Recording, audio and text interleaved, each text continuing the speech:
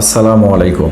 ORS oral rehydration salt বা যেটাকে আমরা খাবার স্যালাইন নামে চিনে থাকি, এটি একটি মেডিসিন। তাই সঠিক ইন্ডিকেশন এবং সঠিক নিয়ম মেনে এটিকে আমাদের গ্রহণ করা উচিত।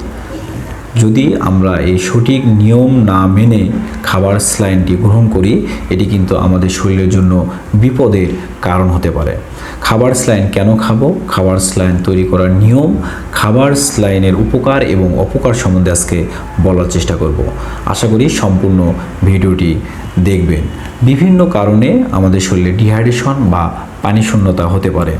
ডায়রিয়া বা পাতলা পায়খানা, বমি, অতিরিক্ত ঘামের মাধ্যমে আমাদের শরীর থেকে অনেক পানি লস হয় এবং সাথে সাথে ইলেকট্রোলাইট ইমব্যালেন্স অর্থাৎ সোডিয়াম, পটাশিয়াম, ক্লোরাইডের মাত্রাও কমে যায়।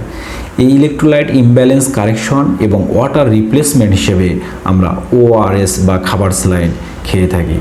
খাবার স্যালাইনটি অবশ্যই আধা সের বা 500 ml বিশুদ্ধ পানির ভিতর 1 প্যাকেট খাবার স্যালাইন মিশিয়ে 12 ঘন্টা পর্যন্ত খাওয়া যেতে পারে। এছাড়া বয়স অনুপাতে খাবার স্যালাইন গ্রহণ করতে হবে। 2 বছরের কম শিশুদের ক্ষেত্রে প্রতিবার পাতলা পায়খানা করার পর 10 থেকে 20 চা চামচ খাবার স্যালাইন মিশ্রিত পানি খাওয়াতে হবে। 2 থেকে 10 বছরের শিশুদের ক্ষেত্রে প্রতিবার পাতলা পায়খানা করার পর আধা পোয়া থেকে 1 পোয়া খাবার স্যালাইন মিশ্রিত পানি খাওয়াতে হবে। তাছাড়া 10 বছরের উপর থেকে প্রতিবার পাতলা পায়খানা করার পর প্রয়োজন মতো খাবার স্যালাইন মিশ্রিত পানি গ্রহণ করতে হবে।